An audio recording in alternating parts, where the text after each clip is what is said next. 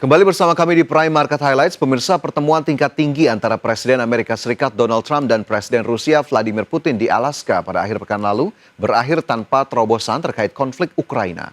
Meski demikian, pemirsa, Trump menyebut pembicaraan antara dirinya dengan Putin berjalan produktif, sementara Putin mengusulkan pertemuan lanjutan di Moskow. Gedung Putih sebelumnya menurunkan ekspektasi atas pertemuan yang berlangsung di Alaska yang awalnya dipandang sebagai upaya untuk mendorong gencatan senjata antara Rusia dan Ukraina. Juru bicara Gedung Putih, Caroline Leavitt, menyebut pertemuan itu sebagai sesi mendengarkan bagi Presiden. Usai pertemuan, Trump menegaskan tidak ada yang benar-benar disepakati antara kedua belah pihak. Lebih lanjut, ia memastikan akan berkoordinasi dengan NATO dan Presiden Ukraina Volodymyr Zelensky untuk memberikan pembaruan terkait hasil pertemuan dengan Putin. There's no deal until there's a deal, but we had an extremely productive meeting and many points were agreed to. There are just a very few that are left. Some are not that significant. One is probably the most significant, but we have a very good chance of getting there. We didn't get there, but we have a very good chance of getting there. Ya, kita ke informasi berikutnya, pemirsa. Perekonomian China melambat di hampir semua sektor pada Juli 2025. Lesunya aktivitas perekonomian disinyalir imbas pengetatan Beijing terhadap perang harga serta dampak lanjutan tarif impor yang dikenakan pemerintah Amerika Serikat. Perekonomian China melambat di hampir semua sektor pada Juli 2025. Aktivitas pabrik, investasi, dan penjualan retail mengecewakan ekspektasi, dipengaruhi pengetatan Beijing terhadap perang harga serta dampak lanjutan tarif impor dari Presiden Amerika Serikat Donald Trump. Data Biro Statistik Nasional atau NBS menunjukkan produksi pabrik dan tambang hanya naik 5,7% secara tahunan, terendah sejak November dan di bawah proyeksi. Selanjutnya, penjualan retail tumbuh 3,7% year on year, terendah sepanjang tahun ini dan melambat dari 4,8% pada bulan sebelumnya. Pertumbuhan investasi aset tetap dalam 7 bulan pertama 2025 juga turun menjadi 1,6%, seiring kontraksi sektor properti yang semakin dalam. Tingkat pengangguran perkotaan naik menjadi 5,2% melebihi perkiraan. Adapun pelemahan tersebut terjadi setelah pertumbuhan kuat di awal tahun memberi ruang bagi Beijing untuk menahan stimulus tambahan. Pimpinan tertinggi telah mengisyaratkan akan mempertahankan langkah dukungan yang sudah direncanakan sambil menambah bantuan jika diperlukan tergantung perkembangan data ekonomi. Berbagai sumber, IDEX Channel. Produk domestik bruto Uni Eropa tumbuh 0,2% pada kuartal 2 2025 sejalan dengan estimasi awal. Pertumbuhan ini menunjukkan adanya perbaikan meski diwarnai perbedaan kinerja antar negara anggota. Produk domestik bruto atau PDB Uni Eropa tumbuh 0,2% pada kuartal 2 2025 sejalan dengan estimasi awal, di mana Rumania mencatat pertumbuhan kuartalan tertinggi sebesar 1,2%, ditutup Polandia 0,8% serta Spanyol, Slovenia dan Bulgaria masing-masing 0,7%. Sebaliknya, Irlandia justru mencatat kontraksi terbesar sebesar 1%, sementara Jerman dan Italia turun tipis 0,1%. Perbedaan capaian ini menegaskan ketimpangan kinerja ekonomi antar negara anggota UE. Perekonomian kawasan Euro hanya tumbuh 0,1% secara kuartalan pada April hingga Juni 2025, sesuai dengan ekspektasi pasar. Pertumbuhan terbatas ini mencerminkan tantangan besar yang masih dihadapi kawasan, terutama akibat lemahnya konsumsi dan investasi. Meski begitu, laju positif tetap memberi sinyal bahwa kawasan Euro belum masuk ke jalur resesi. Lapangan kerja di kawasan Euro dan Uni Eropa naik 0,1% secara triwulan pada kuartal 2 2025.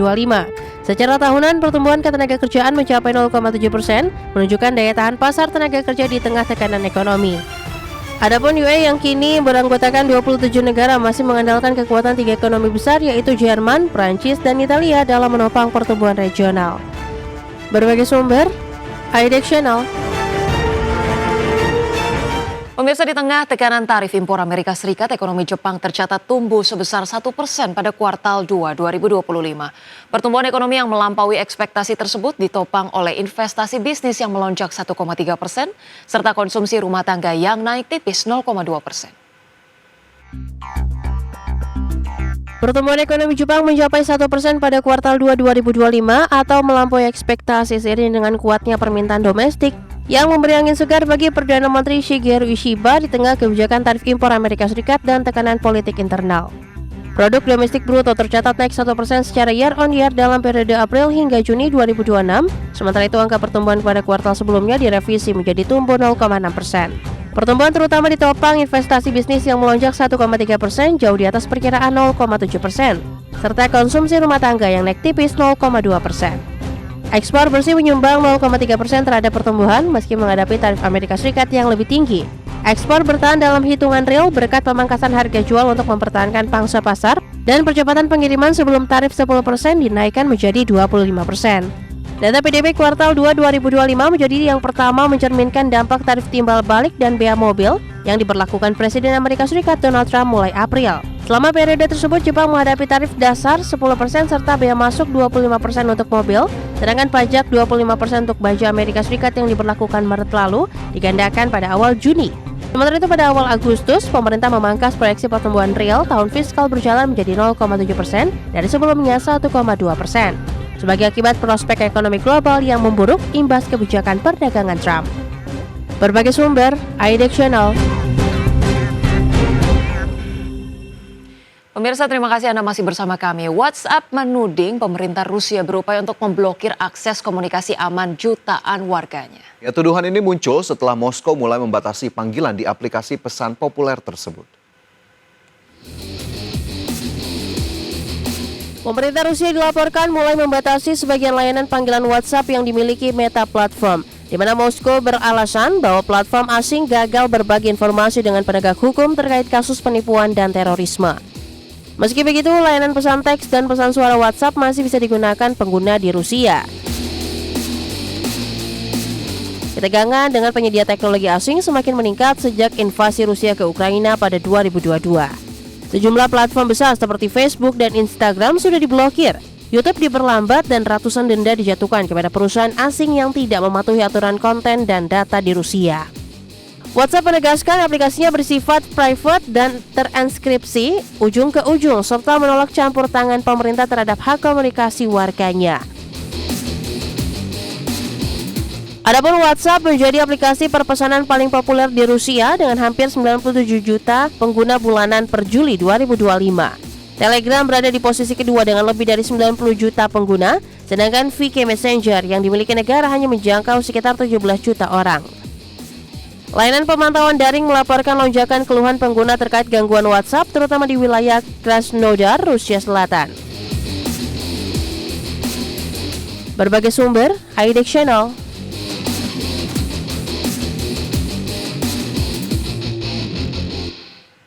Pemerintahan Presiden Donald Trump dikabarkan sedang mempertimbangkan untuk mengambil saham di Intel. Jika terjadi, langkah ini dapat mengubah peta kekuasaan industri semikonduktor Amerika Serikat dan memperkuat ketahanan teknologi domestik. Pemerintahan Presiden Donald Trump sedang berdiskusi dengan Intel tentang setidaknya memiliki saham di perusahaan chip raksasa yang sedang tertekan. Langkah ini menggambarkan penekanan baru administrasi terhadap intervensi negara dalam sektor strategis untuk mengukuhkan produksi semikonduktor domestik. Berita ini muncul setelah pertemuan antara Presiden Trump dan CEO Intel di Butan. Kabar yang dilaporkan Bloomberg dan Reuters menyebabkan saham Intel melonjak lebih dari 7% pada transaksi reguler di hari yang sama. Trump selama ini terkenal untuk mendorong investasi pemerintah begitupun dalam industri kritis. Langkah serupa sudah dilakukan sebelumnya, termasuk kesepakatan penjagal emas pada US Steel dan aturan bagi Nvidia dan AMD dalam bisnis Cina. Intel dianggap sebagai aset strategis dalam rangka mengurangi ketergantungan Amerika pada Cina dan TSMC. Meskipun tentatif dan belum ada rincian resmi mengenai struktur saham atau nilai investasi, keputusan ini dikawal oleh pemerintah dan pasar. Jika terwujud, hal tersebut menandai kembali keran investasi negara dalam ekologi bisnis berbasis keamanan nasional. Berbagai sumber untuk IDX Channel.